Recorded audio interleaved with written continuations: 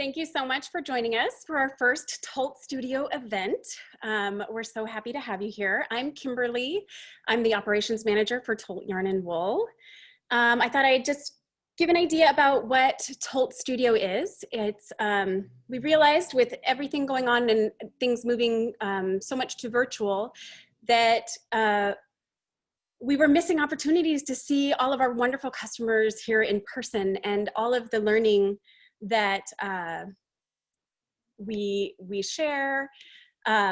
We wanted to make sure to find a way to reach out to everybody, and this is our way. We're so happy to have Kayla Fernandez here. Part of why our first Tolt Studio event is with Kayla is that we were super inspired by an article that she wrote. We were inspired by her anyway, but an article that she wrote in Nomadic Knits that was about belonging and connection and being your true self. So without any further ado, I'm going to hand it over to Kayla. Oh, pardon me, before I do that, this is recorded. And if for any reason you do not want to have your image recorded during questions, it will be focused on Kayla. But if during questions it comes to you, then you would want to turn off your video screen.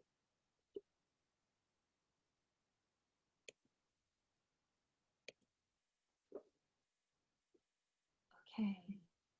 Are we good? We're good. All right. Hi, everyone. My name is Kayla. Some of you guys may also know me as Maressa. I am over at Maressa Made on Instagram and Maressa Made on Patreon.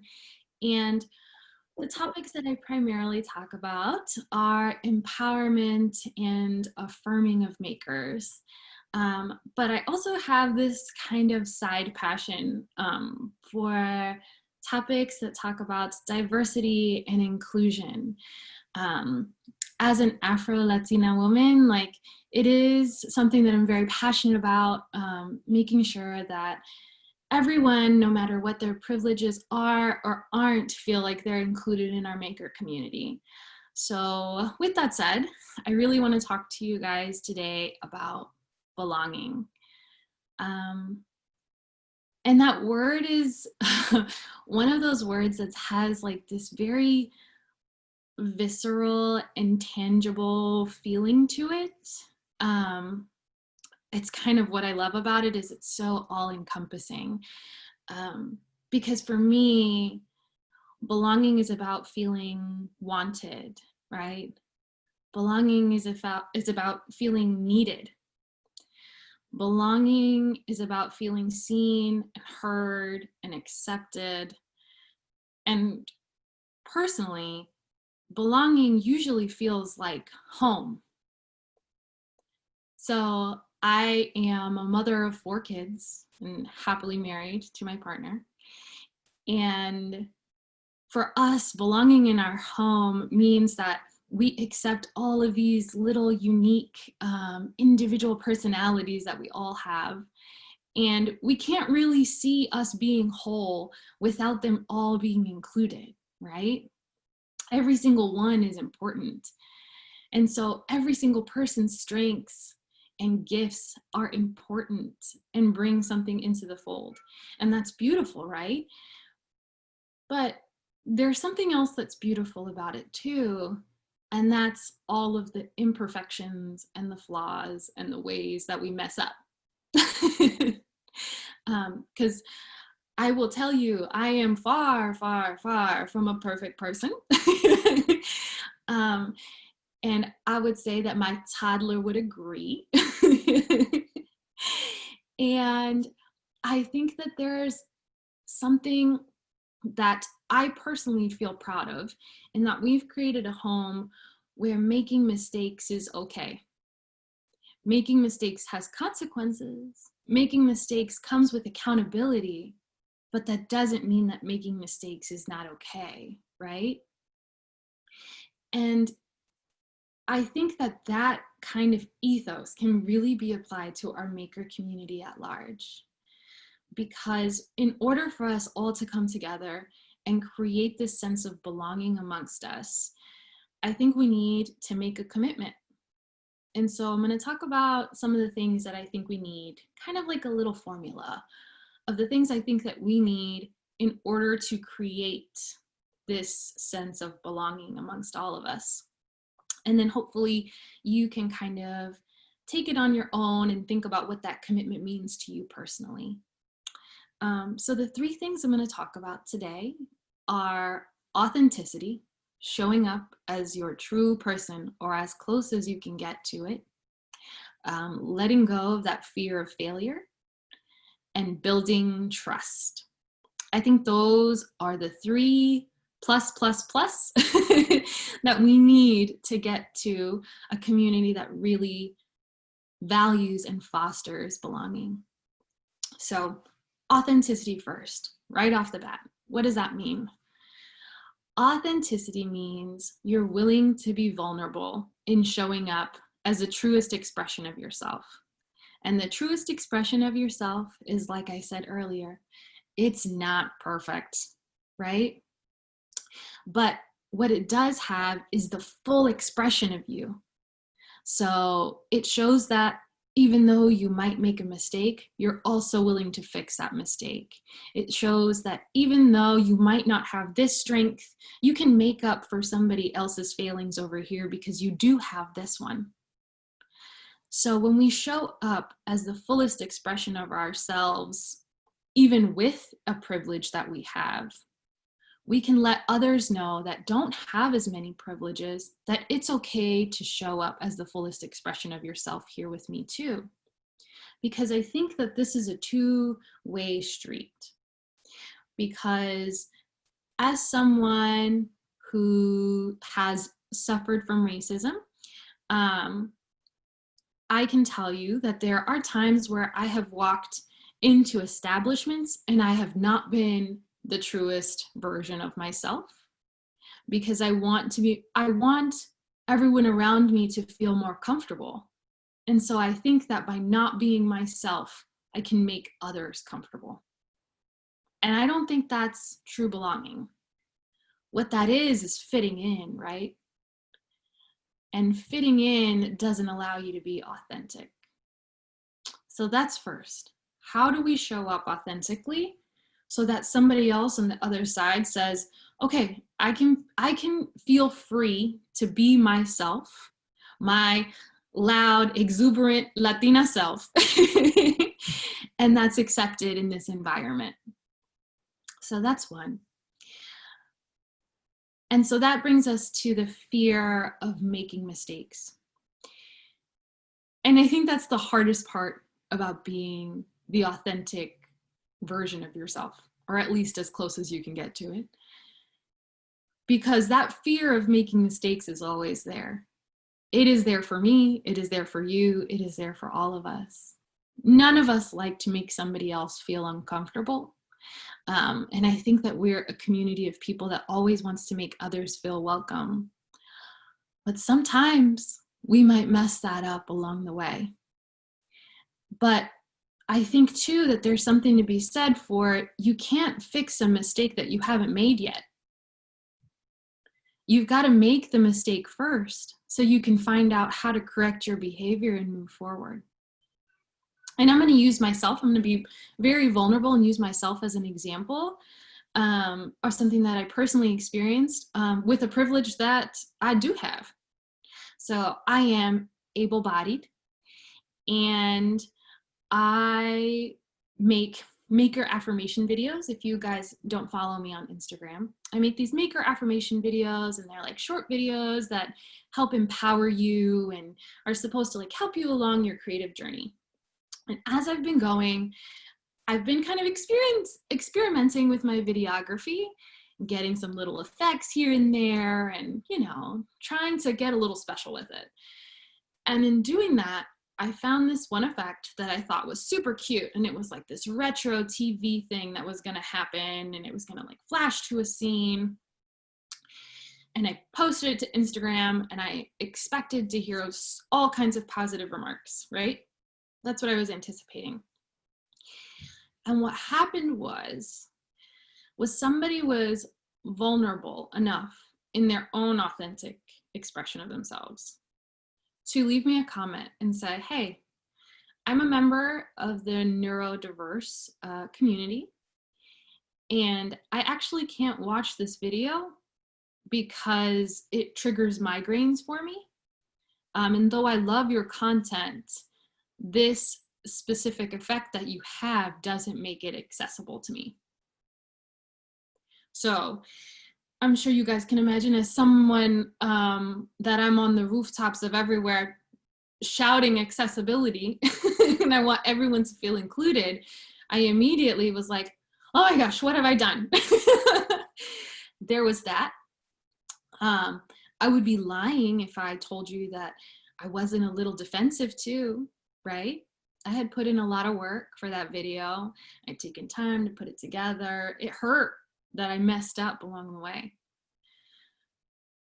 But what happened instead was an opportunity for me to engage in dialogue with other people about a privilege that I have and a privilege that they don't.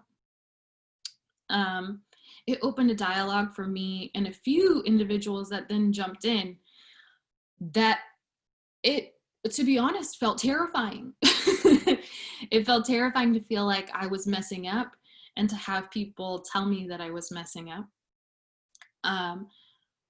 But what I learned instead was ways that I could do better, things that I could avoid, things that I could do instead that I never would have found out if I hadn't engaged. Because I had a choice in that moment. I could have just deleted their comments. I could have said, oh, I don't want to deal with this. I'm backing away from this conversation. But that wouldn't honor the fact that those people stepped up and they made themselves vulnerable to me. And they said, hey, this is not something I generally actually do, but I just wanted to let you know because I like your content. So they did it from a place of respect for me. And then they also made themselves vulnerable with me, which was them showing up authentically. So I feel like I owed it to them to be just as authentic back, to be like, hey, here's the thing. I don't know what I did wrong. If you could just tell me which part is wrong so I can fix it, that'd be great. And I think saying that that wasn't scary is disingenuous. I'm a perfectionist, so I hate making mistakes, period. But I think that in those moments where you say, you know what, I'm going to accept the fact that there's a chance that me stepping into the arena means that I'm going to fall down occasionally. And that doesn't mean it's not worth getting in the arena from the get-go. It's worth it because every single step that you're taking forward in there, you're building something new and better. And what you're building is trust. So in that example of what I just gave, that conversation moved from an open comment section to a private messaging system, where then we were able to talk about a lot of different things that I wasn't aware of was affecting them in our community. I was able to learn about some things that I could personally do just on my own. I was able to learn about some things that I could maybe affect on a larger scale. And I don't think that any of those conversations would have happened if I hadn't been open and vulnerable and met their vulnerability with my own to then say, let's build trust together. I see you showing up authentically. I am too. Let's start to trust each other in this space that we've created. Because I think as we build that trust it's the same progression of how we build that sense of belonging. I think that we have a lot of work to do as a community to rebuild those bridges back to one another. But I don't feel like it's this insurmountable, impossible task. Because I think as hard as it is to show up authentically, it's also really simple to show up authentically.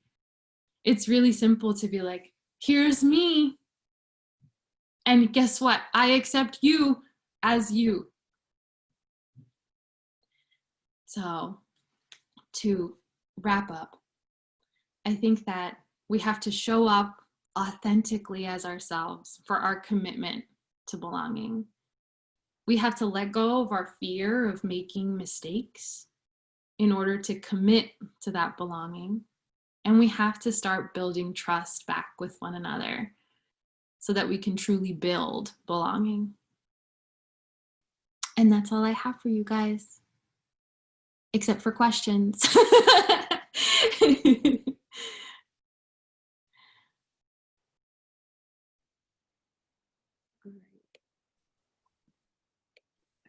So now if you like, you can use the chat function to the right if you have questions for Kayla.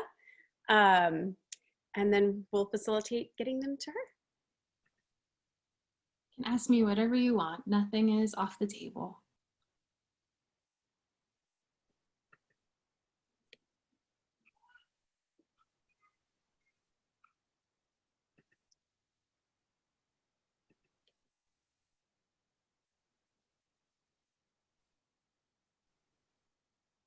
I think everyone's hands are too busy knitting, and I'm jealous.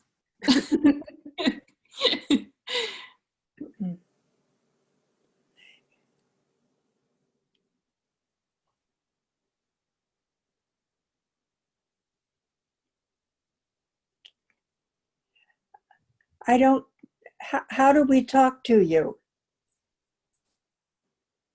You can do it just like that. Okay. Kayla, what do you make? Anything I can get my hands on is the real answer. But I love to knit. I do dabble in like a tiny bit of crochet, but I love sweater knitting. And I've also recently gotten into sewing a lot. So I've been working on sewing my own garments, which has been super fun and super frustrating because I'm not very good at it yet.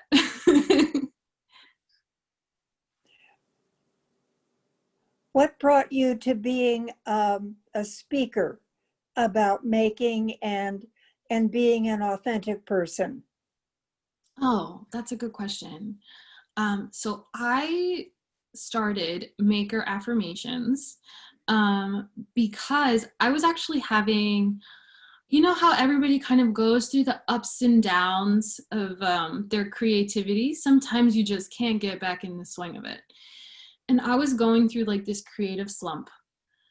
And I decided that I was going to start writing myself letters to get myself like up and going again, as if I was like my friend telling myself like, your creativity matters. You're an artist. Why aren't you producing anything? You can do this. So I started writing myself these letters. And after a month of doing that, I kind of just reread through them in my little journal. And I was like, oh, I can't be the only one that needs these. So I started releasing them slowly but surely on Instagram, just as like captions on my work. And then slowly that kind of morphed into videos because I was trying to make them slightly more accessible. I wanted anyone who uses Instagram who is blind or visually impaired to be able to hear my voice, and if you're deaf, to also be able to read my lips. So I moved into videos from there, and then it's just kind of snowballed. And I'm not complaining. I'm really enjoying this. So thank you so much for your questions. Thank you. So that actually ties into, Peggy wrote a question. She said just that she's not familiar with your Instagram work. Can you give us some info? I think you might have covered that one. Sure. Unless you have more to say about that. No, we have been doing like theme of the months, which have been kind of fun. They're drag over from Patreon because basically I can't, whatever topic I'm delving into with patrons over there just kind of filters its way into Instagram too, because it's constantly running in my mind. So like this month we're talking about intentionality in our creative journeys and how we kind of implement that in simple ways and then more broader ways. And then we also, we're talking about ambition for the month of October. So there's kind of like topic-y kind of stuff. but also witty, like I took pictures in a bed of spiders kind of stuff also. So Betsy Farmer asks, what are you knitting right now? And so does Liz Yoakum. I love Betsy. She knows that I'm obsessed with her photography. Hey! Right now, I am knitting, and it is not here. It's normally right here next to my chair. I am knitting the Spice Cardigan by Andrea Mowry. I am co-hosting the knit along for that. So I'm knitting it in Magpie Fibers, Nest Worsted, in the colorway Twilight Dark, and then with Shades of Earth in Spin Cycle Dream State. And it is making me so happy. Yes, right? moody dark colors forever. All right, there are a couple people just saying thank you so much for the presentation and sharing. So I wanted to give you that. And then the next question from Paula Flicker is, in what part of the making community do you feel that there is the biggest need to work on being inclusive? I would definitely say that it is the neurodiverse community right now. I think that they kind of get lumped to the end of the bandwagon, which is very unfair, especially because that to be able-bodied is something that spans across all colors, all genders. So it's hard to feel like that is an oversight that's happening. But I would say that there's really simple things that you can do to make sure that we're including them. So if you are on Instagram, I'll just give a couple of the tips that I'd use. If you're on Instagram and you share a story in which you're speaking on the story, I try to caption everything that I'm saying so that anyone who is deaf or HOH, hard of hearing, is able to read. If they're not able to catch my lips or something, because, you know, I'm doing this with the camera, so they might not be able to see my lips. When I caption them, I try not to use black and white, which I guess not a lot of people talk about. That harshness of the black and white, black text on a white background or white text on a black background is the worst of the two. It can cause issues for people who are neurodiverse, so anybody who suffers from like epileptic seizures, that kind of stuff. It's really simple to just change it to like a dark brown. It's a little softer in contrast, and it helps them to be able to participate better. And I stay away from any video effects that have anything that's flashing or zooming in and out, because that could be troublesome for them as well. Okay. Somewhat related, I think, well, yes. Kathleen, she asks, what do you think is the biggest hurdle about making inclusivity a priority in, I'm thinking in one's work. It says in your work, but I'm guessing that's in one's work. Sure. I can answer that from both, from your work or one's work. I think for both one's work and your work, speaking specifically about me, what I am navigating right now is tokenization. So for those who don't know, to tokenize somebody is to kind of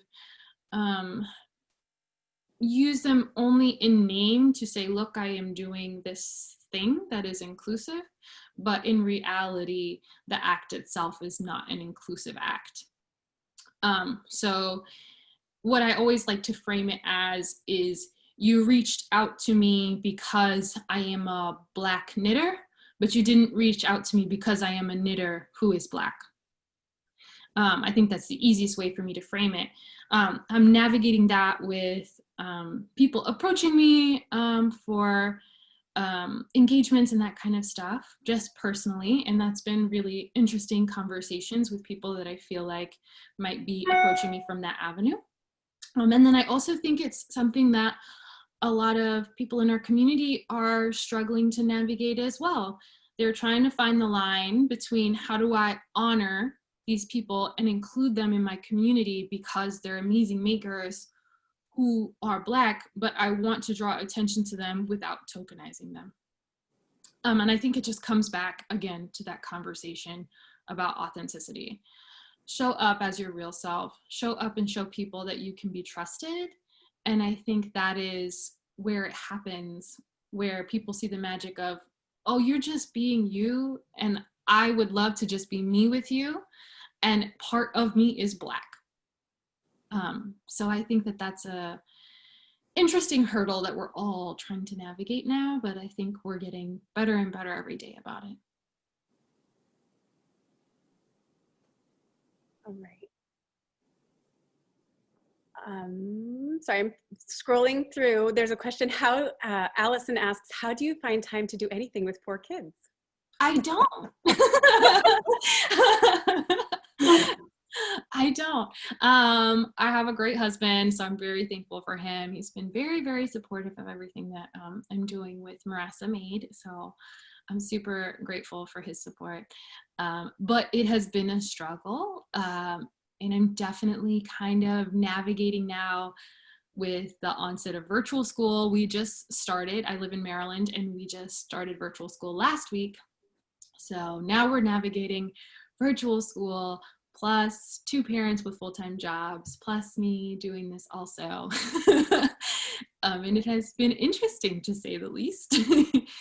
But I think that I try to prioritize it as whatever it is that I'm teaching my kids is what I would want to teach everyone else outside on a larger and more grown-up scale. So if I'm teaching my children that their creativity is valid, I want to teach that on a larger scale to everyone else outside of that. So I try to make it linked into my daily life as much as possible, so it doesn't feel like a weird stretch. Betsy has another one that she says, could you tell us more about Patreon? And just before you do that, I want to say that Sarah Watsky said, I just joined your Patreon and it's so much more than I expected. I would highly encourage people to check it out. I choked up watching your videos last night. They just really help you dial into your own journey as a creative and what it means for you. Oh my gosh. I think people would love to hear what your Patreon, like what does it have? Sarah, you're the sweetest, number one. That's like the best ever. Thank you for sharing that. So I am over on Patreon. So on Patreon, you can join and basically become a patron, which means you donate a monthly fee towards the person on Patreon. And so my tiers range anywhere from $2 all the way up to $20, and you receive different benefits for each tier. My Patreon specific is all about accessible creative coaching. I remember being in a time in my life where there wasn't anyone that supported me in my creative journey, or at least in the way that they supported me. It wasn't in saying that your creativity is valid and potentially could be more valid than this other stuff on the side. And I think that they're probably eating their words now. But I wanted to be that person for others that I've never really had a chance to talk to in my own life. So I kind of created this small community. And I wanted it to be as accessible as $2 a month because I wanted everyone to feel like they could participate, because there are lots of creative coaches out there and their fees can be pretty steep. And I'm sure that they are charging exactly what they're worth. But what I wanted to do was to create something for some of the people who may not have access to that financial privilege, but need that encouragement and that empowerment and that affirmation just as much. So we do lots of fun things over there. We have more maker affirmation videos. We have motivational Monday challenges where we have like an activity that we do that helps to empower us in our journey on whatever our theme is. We have transformational Q&As where you guys can kind of do what you're doing right here, but ask me specific questions about stuff that's pertaining to your creative journey and have me answer that for you in the best capacity that I can. And then lots and lots and lots and lots of writing posts. I post twice a week for all kinds of writing. So there's plenty of stuff on there for everybody. Okay. And is this what you consider your full-time job? No, my full-time No. job is actually over at Magpie Fibers. I am a full-time worker over there, and I just freaking love it. So this is a part-time thing that I do. Wow. All right. So Lindsay put over in the chat section a link to Kayla's Patreon. Oh, thank you, Lindsay. There was someone had a clarifying question about what neurodiverse means. So neurodiverse is kind of an all-encompassing term for anyone who I would say has a differing mental capacity.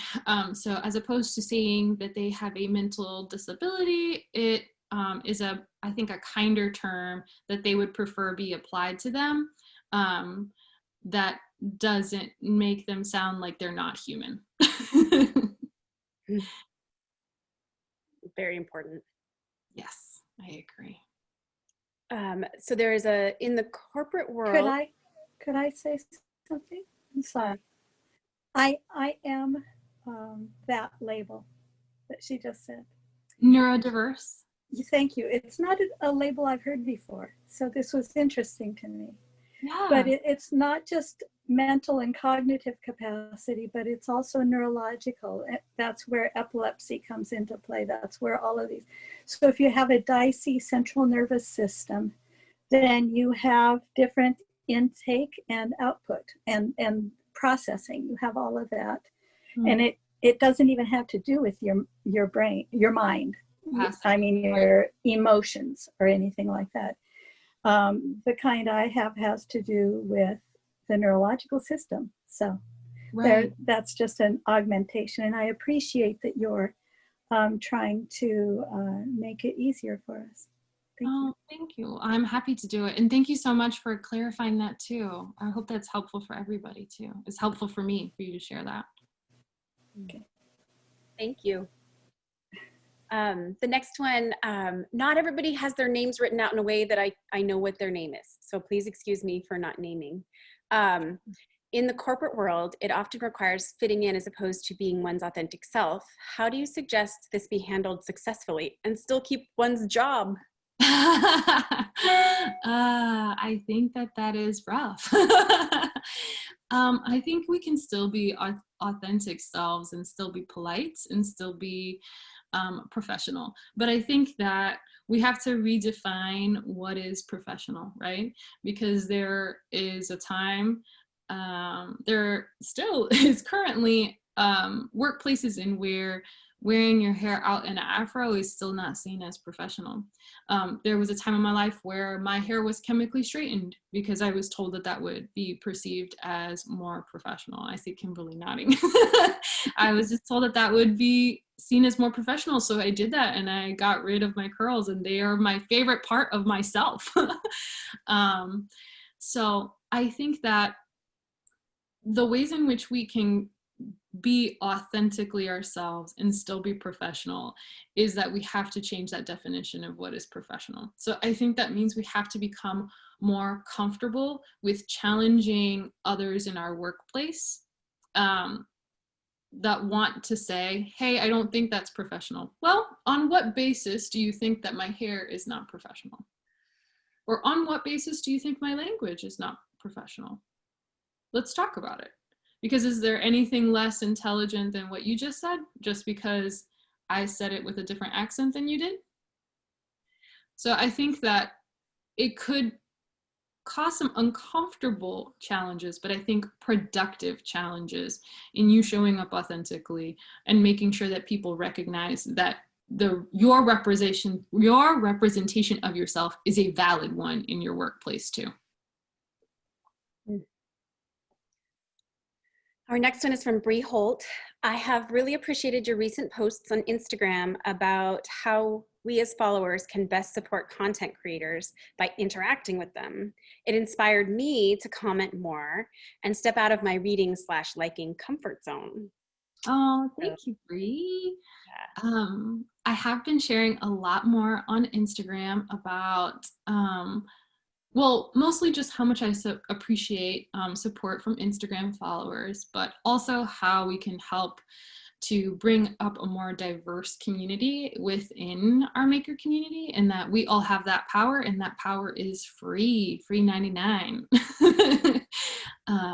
By interacting and liking and commenting on somebody's post, you can be doing them a world of good and making their content more viewable by others.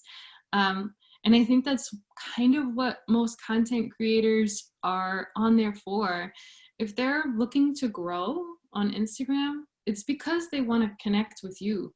They want to find more followers that want to see what they do and get it, you know?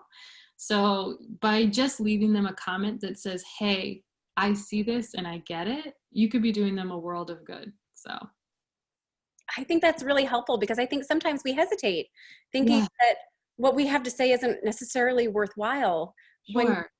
people are actually putting it out there for the Yeah.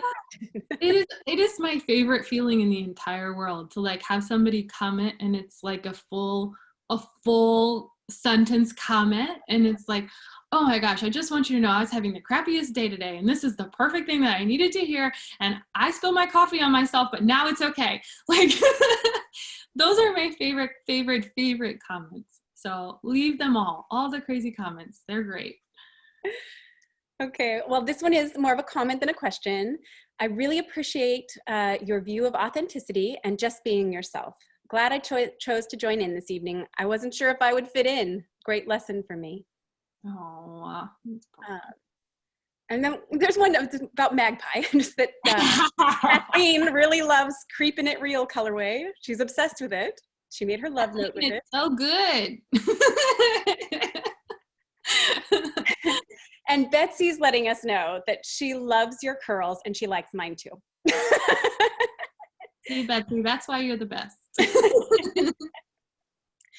Mickey Harrison says, I would say the same thing for gray hair color. Your hair, it's more professional. What? Yes. Gray hair could be considered that way. Yeah. Yes, I absolutely agree. I am struggling to not dye mine, so I am right in there right now. Something that we were talking about before we let everybody into the call was what are the things, like what are the fears that keep us from showing up authentically? And I'm really interested in that conversation. And if anybody feels, you know, comfortable enough sharing that, to kind of like talk through those sorts of things, because I think a lot of times when we bring them to light, things change, things shift. And I think we find too that more than we're scared to talk about it because we think it's kind of just us, but then as soon as we say it out loud, it's like, oh, I feel that way too. So I think it's good to kind of let those fears out. It's almost like pulling the boogeyman out of the closet, you know.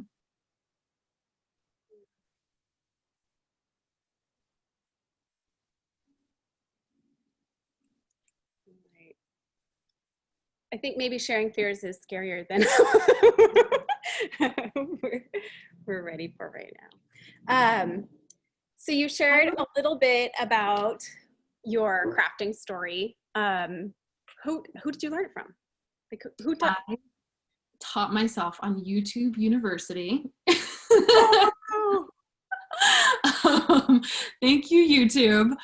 Yeah, so a little more background. I was a stay-at-home mom for a very long time, and my husband is a former enlisted Air Force member.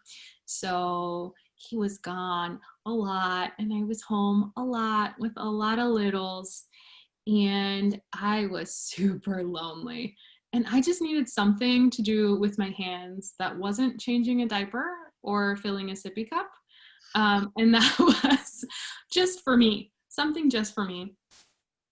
So I started knitting, and I started knitting. I just went to like Joann's, picked up some needles from them.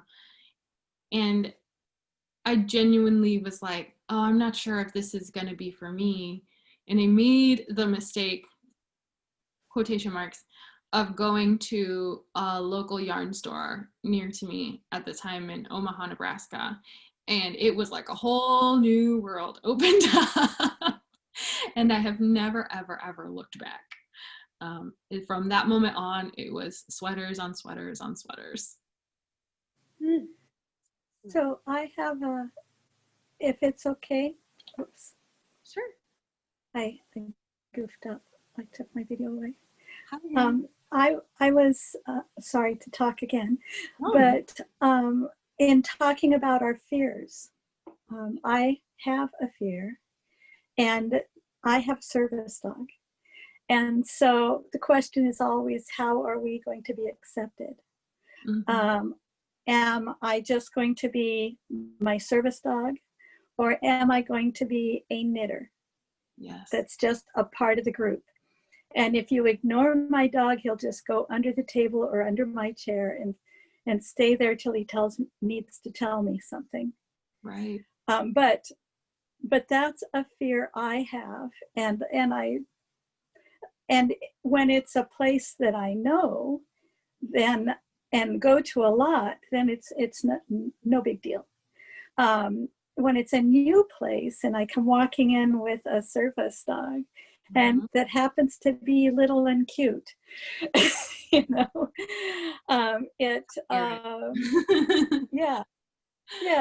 yeah. So that's something I've had to learn to deal with. And over the many years that I've had a service dog, I've figured out different strategies, and they had to be a little different at the different stages. Like when my current dog was a puppy, that I had to go through. So, but when I walk into a space, that's something that I'm afraid of and I have to deal with. Yeah. I don't want to be too nosy, but I'm curious about what you have to face when you go into a new place. Sure. I can tell you, I code switch like a mad woman.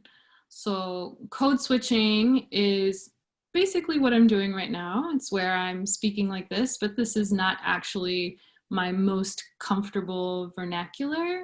If I would to, I'm not sure I can even do it right now. If I was to speak normally, this is how I would normally speak if I was just talking to my husband. That feels weird in my mouth right now, mostly because I'm nervous and uncomfortable.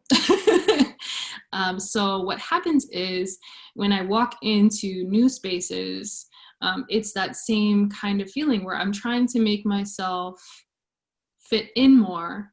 So I will speak in a way that I think most people will find more acceptable, and also not judge my level of intelligence. Because they think because I have an accent. Yeah, I mean, it's the reality of it, right? Like I just like to, if I was to talk to somebody at a motor vehicle administration, like I would speak this way because I want them to take me seriously, and but if I'm talking to my kids, I speak the way I normally speak.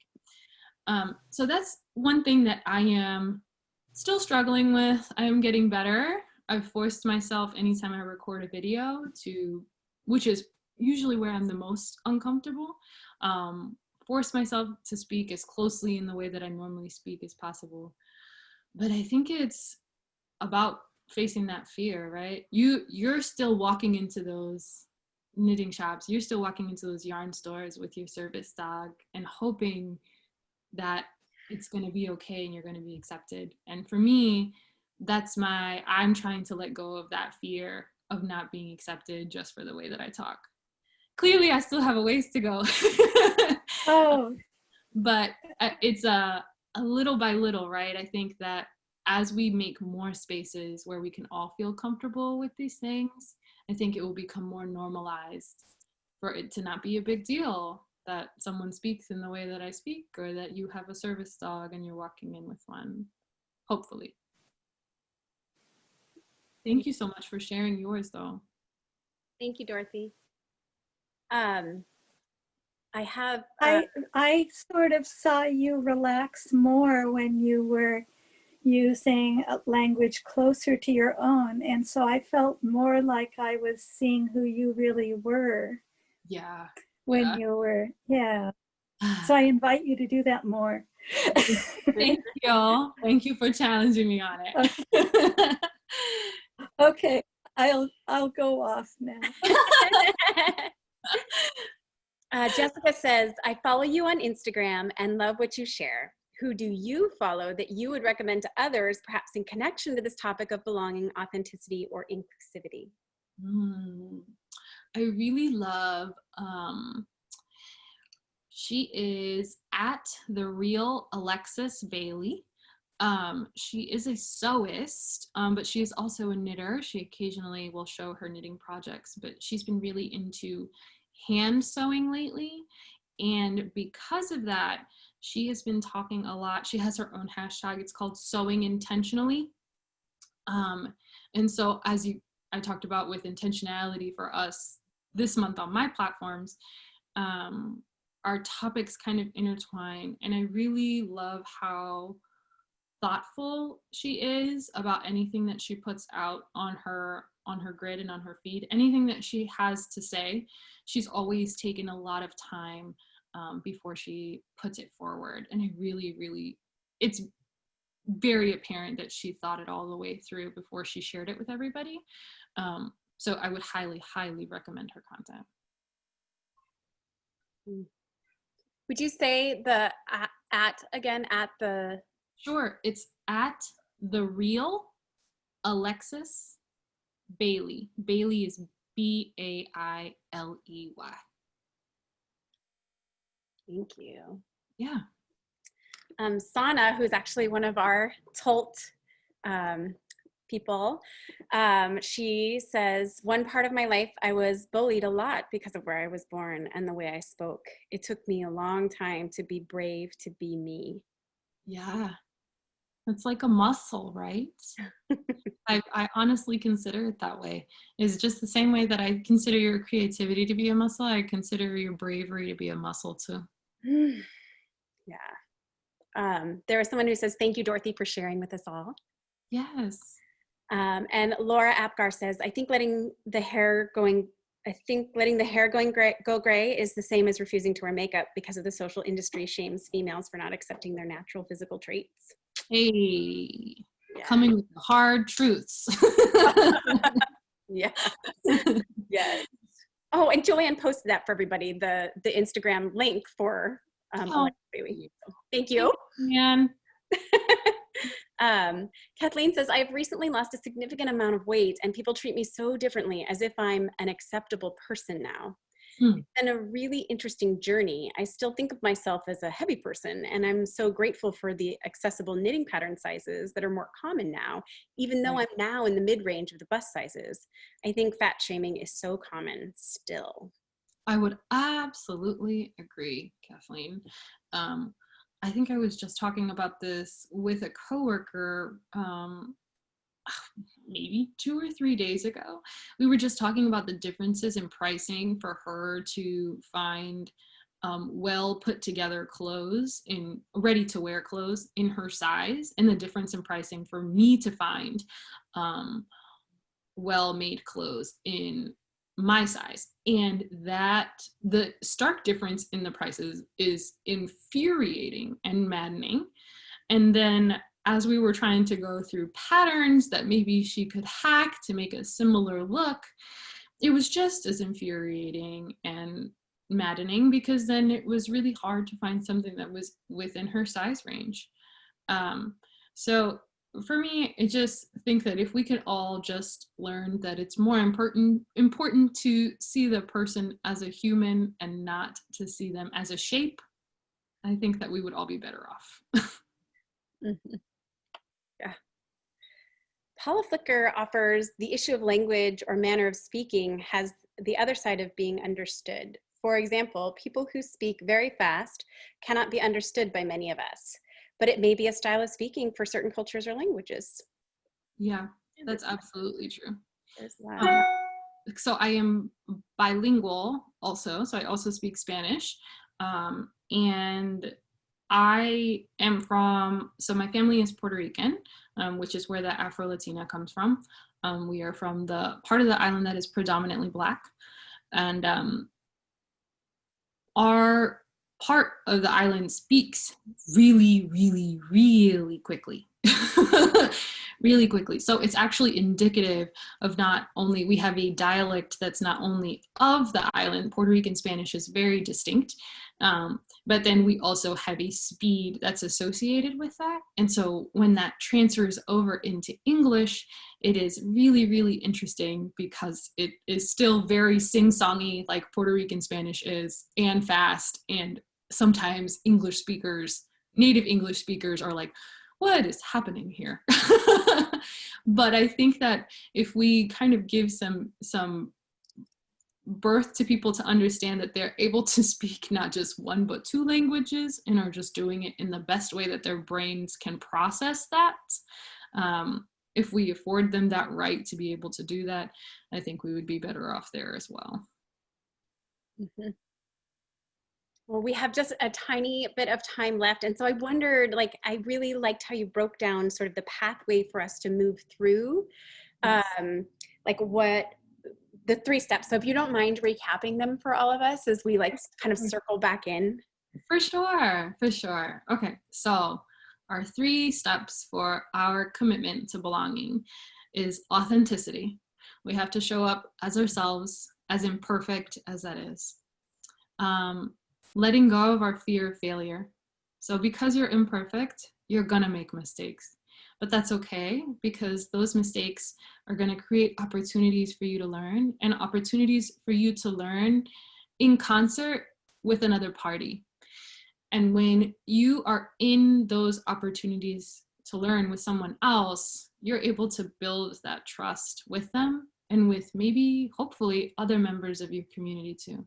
And I think that's how we get to more of a sense of belonging for not just some of us, but all of us. Yeah. I think that's like salve to all of us, right? Like we all need that. We all want that, you know? Like, we want to. Yes. Oh. Well, thank you so much, Kayla. It's been such a treat. And we're just so honored that you chose to work with us. I'm going to join you on the screen. So thank you so much, everyone, for joining us. We're wrapping up now. We will have further speakers, and so please sign up for our newsletter to find out about that. And of course, you can find Kayla at Maressa Made on Instagram. And also there were the link include, you can also search for Maressa Made on Patreon if that's something you want to follow up and find. So thank you so much. Thank you, Kayla. Thank you guys. It was such an honor. Thank you so much for all of your questions and for just being here. Thank you. Thank you, everyone.